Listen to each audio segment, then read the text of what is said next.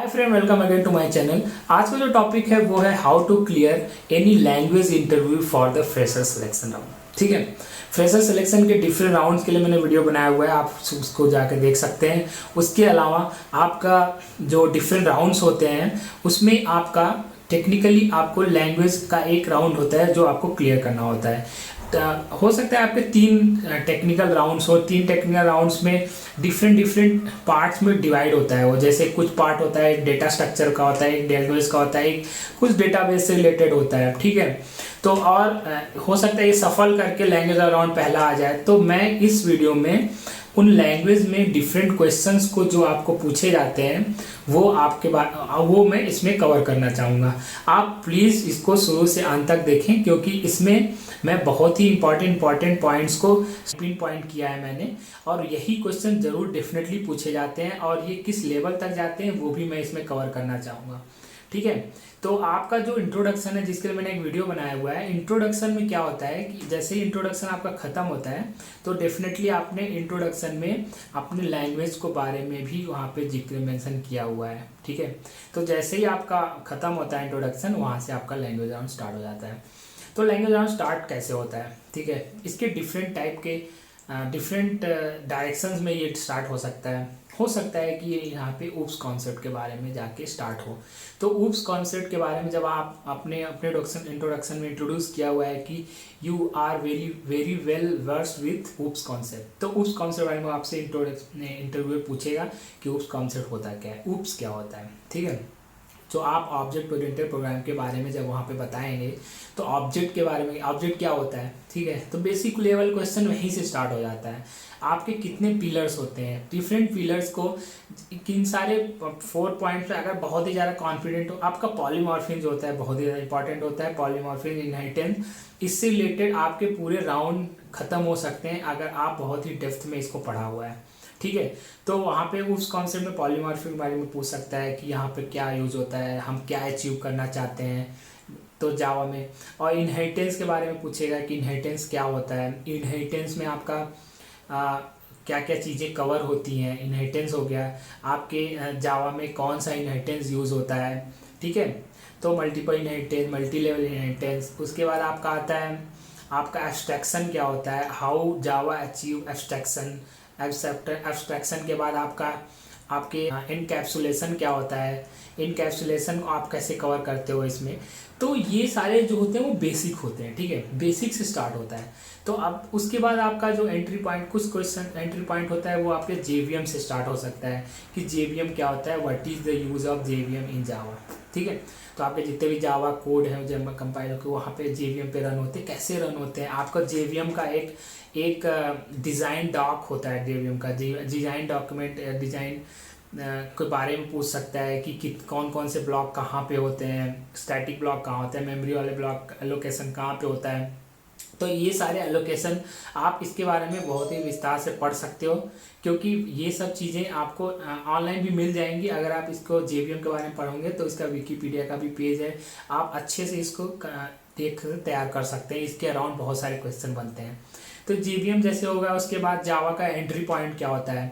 तो entry point आपका जो होता है वो मेन मेथड होता है। आपको पता होगा कि मेन मेथड होता है, मेन ही क्यों है, और आपके मेन के जो मेथड का जो वो ओवरलोडेड जो मेथड है वो है आपका पैरामीटर स्ट्रिंग आर्गुमेंट्स क्यों लेता है वहाँ पे।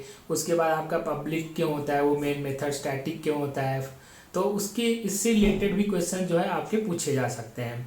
एक बार जब आपका मेन वाला हो गया, स्टार्ट हो गया, तो मैं पॉलीमॉर्फिज्म में जंप करना चाहूँगा कि पॉलीमॉर्फिज्म में आपका कंपाइल टाइम पॉलीमॉर्फिज्म क्या होता है, रन टाइम पॉलीमॉर्फिज्म क्या होता है।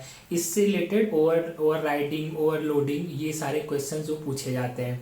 तो ओवर राइडिंग में क्वेश्चन पहली बार तो रन टाइम पॉलीमॉर्फिज्म को आपको अच्छे से आपको तैयार करना पड़ेगा। और रन टाइम पॉलीमॉर्फिज्म में आपको ये भी ध्यान देना होगा कि आपने सारे कोड को अच्छे से देख लिया हुआ है और आप वेल कॉन्फिडेंट हो सारे को कोड लिखने के लिए, क्योंकि इंटरव्यू डेफिनेटली आपसे कोड लिखवाएगा। तो वो रन टाइम पॉलीमॉर्फिज्म में होता क्या क्या है कि एक होता है सुपर क्लास होता है, एक चाइल्ड क्लास होता है। जब आप चाइल्ड क्लास के मेथड सेम होते हैं, वो सुपर क्लास के मेथड सेम होते हैं। जब रन टाइम पे जिसका ऑब्जेक्ट बनता है, कौन से मेथड को कॉल होता है, ये बहुत ही इंपॉर्टेंट पार्ट होता है इस ओवरराइडिंग का।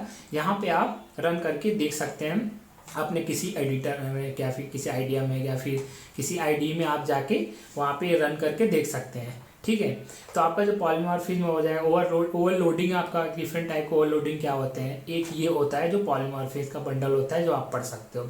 इनहेरिटेंस में क्या होता है आपका, पहले इनहेरिटेंस में क्यों यूज़ होता है, इनहेरिटेंस में मल्टी लेवल इनहेरिटेंस क्या होता है, मल्टीपल इनहेरिटेंस क्या होता है। ठीक है, तो इसके बारे में आप क्वेश्चन कर सकते हो और उसको कोड में भी लिख सकते हो।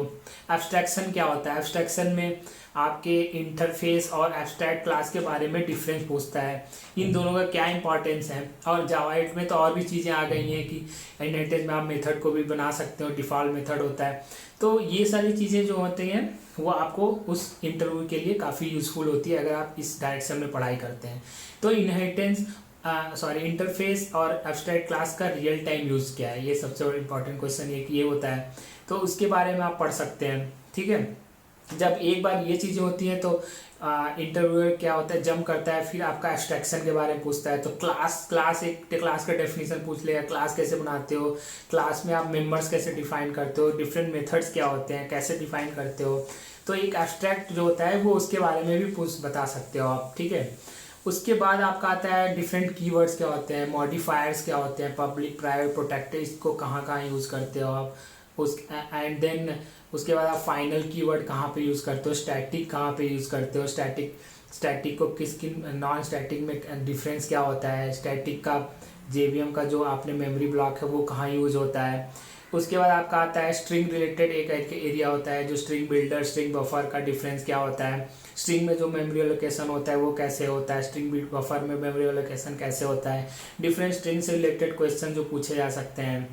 ठीक है, उसके बाद आपके आता है कि आपका डिफरेंट टाइप के जो कीवर्ड्स होते हैं उसके ऊपर बेस्ड जो आपके क्वेश्चन पूछे जाते हैं। एक्सेप्शन हैंडलिंग एक बहुत ही इंपॉर्टेंट पॉइंट है जो इंटरव्यू में पूछे जाते हैं लैंग्वेज से रिलेटेड।